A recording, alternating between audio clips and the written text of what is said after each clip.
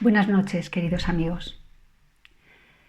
He pensado que hoy podíamos, con la ayuda del Espíritu Santo, reflexionar un poco acerca de unas palabras que están en el inicio del Evangelio de Juan y que a veces son un poco confusas.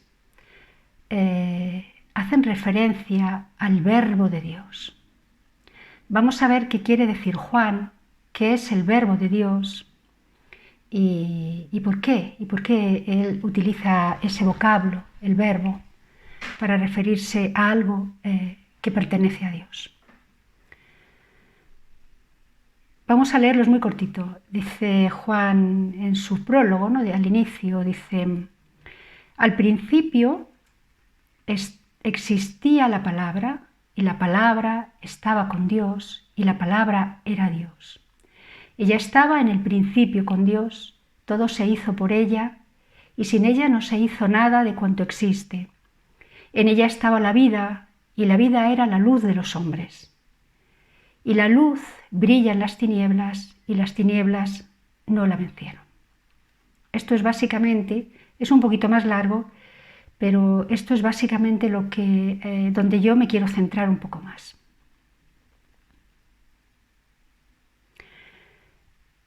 En el principio existía el Verbo.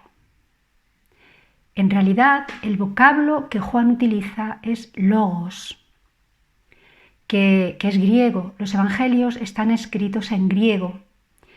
Y logos se traduce como verbo o como palabra, pero también tiene un significado de razón, pensamiento,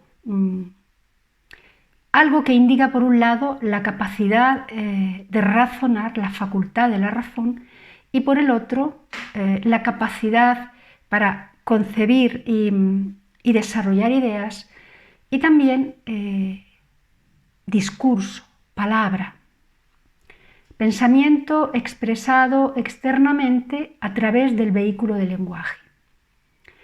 Las dos ideas, el pensamiento y el habla, están recogidas en el término logos. Y tanto en la filosofía como en la cultura judía de la época y en la escritura, los conceptos de pensamiento y expresión externa del mismo están estrechamente relacionados. La palabra logos ya se encuentra en los escritos de Heráclito, que fue un filósofo griego de Éfeso que vivió 500 años antes de Jesús. Y en él encontramos en logos un sentido de principio creador. El logos es, según este pensamiento, el principio universal que rige y gobierna el mundo. Después los estoicos desarrollaron este concepto. Y para ellos el mundo había sido creado por una fuerza impersonal, una fuerza que no tenía nada que ver con un Dios personal. A esa fuerza le llamaban logos. Y este logos era al mismo tiempo una fuerza y una ley, un destino, podríamos decir. Una fuerza que conduce el mundo entero y a sus criaturas. En el judaísmo podemos ver, sobre todo a través del Antiguo Testamento, que el logos representa el acto creador, sobre todo como palabra de Dios. El vocablo logos es utilizado por ellos para explicar la existencia de un Dios personal que puede crear con su palabra. El logos es el Dios creador que además elige un pueblo, el judío, para relacionarse con él, para mostrarse ante ellos, guiarlos y transmitirles su mensaje. Vemos en la Escritura cómo la palabra de Dios tiene poder para crear. Génesis, nada más abrir la Biblia. En el relato de la creación podemos ver que Dios va creando por la palabra. Dice: dijo Dios, hágase la luz, y hubo luz. Haya un firmamento, y así fue. Haya vegetación, y así fue. Dios va creando a través de su palabra. Y vemos también, por ejemplo, en el Salmo, creo que era el 33, ¿no?, que dice, Él habló y así fue hecho. El Eclesiástico también dice, por las palabras del Señor fueron hechas sus obras. En Isaías vemos que Jesús, que Yahvé inspira, ¿no?, al profeta y dice, así será mi palabra, la que salga de mi boca, que no tornará a mí de vacío, sino que cumplirá todo aquello a lo que fue enviada. Bueno, en otros salmos y en otros puntos de la Sagrada Escritura del Antiguo Testamento vemos cómo la palabra de Dios tiene poder para crear. Vemos que hay un paralelismo entre la creación y la palabra de Dios. La palabra de Dios tiene poder para actuar, cumple, ejecuta fielmente lo que dice. Por eso en la tradición judía el Logos es presentado como palabra creadora de Dios, una palabra auténtica, veraz, que tiene poder pues para eso, para crear.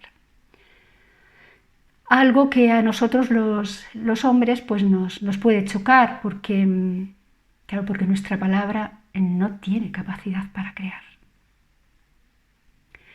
De hecho, ni siquiera tiene siempre capacidad para transmitir lo verdadero, para transmitir la verdad. Porque no sabemos, porque a veces hablamos por hablar, sin saber de verdad lo que decimos. No identificamos la verdad. Una persona puede decir te quiero y no ser verdad. O decir no te quiero o incluso te odio y no ser verdad.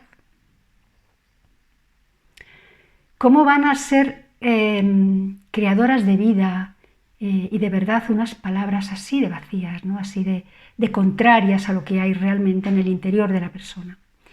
¿Qué puede poner en marcha el discurso de una persona que no sabe quién es, ni lo que siente, ni lo que quiere? La palabra, cuando es auténtica, es reflejo del interior de la persona. Ya sabéis esto que siempre os digo, de la abundancia del corazón habla la boca. Si la persona lo que tiene es desorden, su palabra también será confusa y desordenada. Y verás en ella, ¿no?, pues podremos ver en ella impulsividad, confusión, histrionismo, dificultades para centrarse en el diálogo, dudas, hoy una cosa, mañana otra, ¿no? Es un estado interior de falta de luz, de falta de conocimiento de lo que hay realmente en el interior, de lo que se quiere.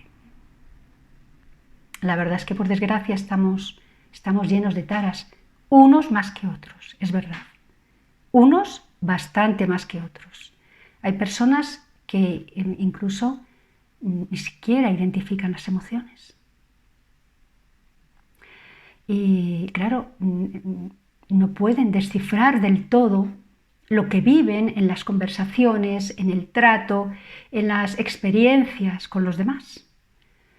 Y eso para las relaciones más íntimas, más cercanas, como las que se dan entre padres e hijos, o sobre todo, especialmente las que se dan en la pareja, es un problema tremendo.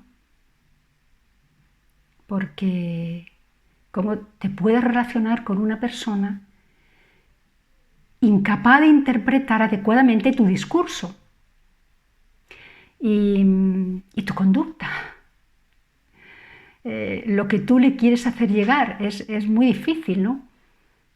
Claro, las personas no somos una fórmula matemática, no tenemos un botoncito al que apretar y que de pronto nos salga un papelito al que entreguemos a otro diciéndole, esta soy yo. expresar con fidelidad lo que somos o sentimos o queremos decir es difícil para quien no sabe lo que es ni lo que siente, y es mucho más difícil aún interpretar lo que la otra persona le quiere hacer llegar. Y mucho más difícil si tú eres una persona centrada en ti misma, acostumbrada a que tu palabra sea ley, y con dificultades para abrirte al otro, para acoger, para escuchar desde la empatía y desde el cariño. Porque en todo lo que decimos a nuestros seres queridos, especialmente a nuestros seres queridos, ¿no?, hay un componente emocional. Y hay personas que, si no identifican las emociones, ni las suyas ni las de los demás, no pueden interpretar lo que tú quieres. Eso en psicología tiene un nombre, se llama alexitimia, y es un auténtico trastorno. Todos en alguna medida pues somos unos pobres mutilados, ¿no?, de alguna manera, unos pobres subdesarrollados en determinadas cosas, ¿no? Y tenemos dificultades para ser verdaderos, para ser auténticos, y nuestra palabra casi nunca es fiel y mucho menos es creadora de vida. Porque hay veces que decimos una cosa sin saber del todo lo que estamos diciendo. Y dice el libro de los Números: Dios no es el hombre para que mienta, ni el Hijo del Hombre para que se arrepienta. Lo ha dicho Él y no lo hará. Ha hablado y no lo cumplirá. Pues así es la palabra de Dios, capaz de cumplir fielmente, exactamente lo que dice. Tenemos que entender que cuando Dios libera una palabra sobre la vida, sobre cualquier vida, sabe muy bien lo que está haciendo, lo que está diciendo. Su palabra es veraz, es auténtica y cumple, realiza fielmente lo que dice. Por eso el Antiguo Testamento llama logos al poder creador de Dios por su palabra. El cristianismo es heredero del judaísmo. Ellos son nuestros hermanos mayores. Compartimos con ellos el Antiguo Testamento. Y aunque nuestro logos es diferente, ¿no?, sobre todo el de hoy, entendemos y podemos descifrar e identificar su significado en la Escritura. ¿Qué fue lo que hizo San Juan en el inicio de su Evangelio? Donde vemos que logos es el término que designa el Verbo de Dios, Jesucristo, segunda persona de la Santísima Trinidad. Donde lo primero que vemos es en el Evangelio de San Juan es eso, ¿no?, el logos, el Verbo de Dios. El evangelista consagró para nosotros, los cristianos, ese término, adoptándolo de los griegos y de los judíos, que, como hemos visto, lo habían utilizado para expresar conceptos religiosos. En los evangelios sinópticos, los de Marcos, Mateo y Lucas, vemos que nos presentan a Jesús como al Hijo de Dios hecho hombre, alguien con la autoridad y el poder del Padre, como el Cristo esperado, aquel anunciado por Dios a los profetas que viene a salvar al pueblo elegido. Para Juan, el logos no es el poder impersonal que sostiene el mundo, ni la ley que lo regula como defendían los estoicos. Juan se alinea con la tradición judaica, la teología del libro de la sabiduría, de los salmos, del Génesis, de los libros de los profetas, y él perfecciona el concepto y lo transforma al mostrar que ese verbo creador, que desde toda la eternidad estaba en Dios y era Dios, se hizo carne y habitó entre nosotros. Para Juan, el Logos describe a una persona concreta y viva además, Jesús. Juan dice que Jesús es verdadero hombre y verdadero Dios. Dice de Jesús que es consustancial con Dios, es decir, de la misma sustancia que Dios, y hecho hombre, es decir, consustancial con el hombre. Dice que es de la misma naturaleza que Dios, pero que tiene personalidad propia. No es una especie de ser intermedio entre Dios y los hombres, sino Dios de Dios y luz de luz. Esta novedad en el Evangelio de Juan no cambia nada de lo dicho anteriormente por Marcos, por Mateo y por Lucas, sino que lo explicita, lo amplía y lo ilumina, ¿no? Jesús es divino, es Dios en su fondo más íntimo, en su yo, en su ser. Es del Padre de quien Él recibe su identidad. Cristo es el Hijo permaneciendo en su infinitud divina, hombre sin dejar de ser Dios. Juan nos quiere decir que Dios no es un ser divino que se pone a salvo de lo que vive el hombre, que no se protege, no se resguarda, su divinidad se abaja y se hace uno de nosotros para crear con su entrega y con su sangre una oportunidad de salvación desde las entrañas mismas de esta naturaleza nuestra, herida, limitada y en la que hay dolor y sufrimiento. Es esto que está acorde además con la doctrina de la Trinidad, nos muestra que Cristo es uno con el Padre, pero siendo personas distintas. Pero vamos a ver por qué llama a Jesús Juan el Verbo de Dios. Lo primero que nos dice, lo primero que vemos en la lectura de su Evangelio es que en el principio era el Verbo y el Verbo estaba con Dios y el Verbo era Dios.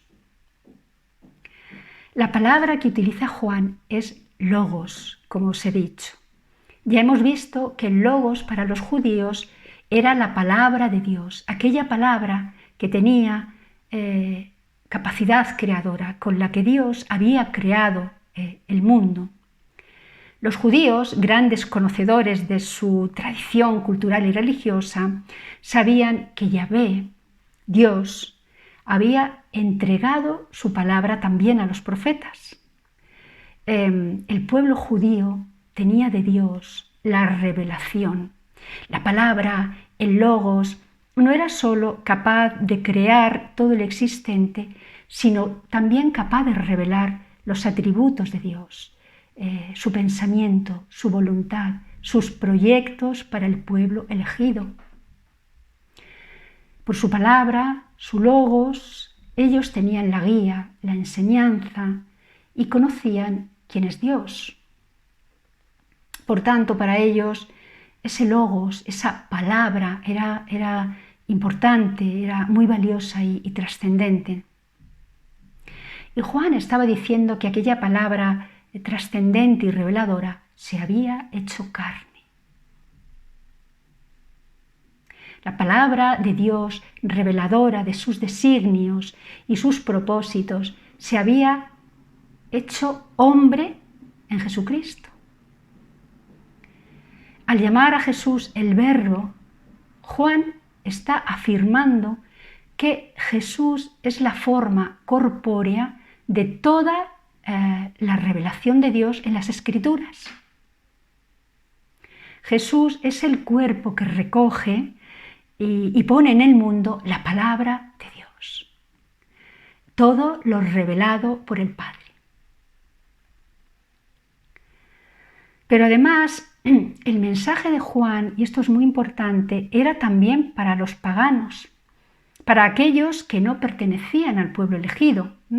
Les estaba diciendo que aquel logos que ellos apenas comprendían, aquella fuerza impersonal a la que llamaban logos, era Dios.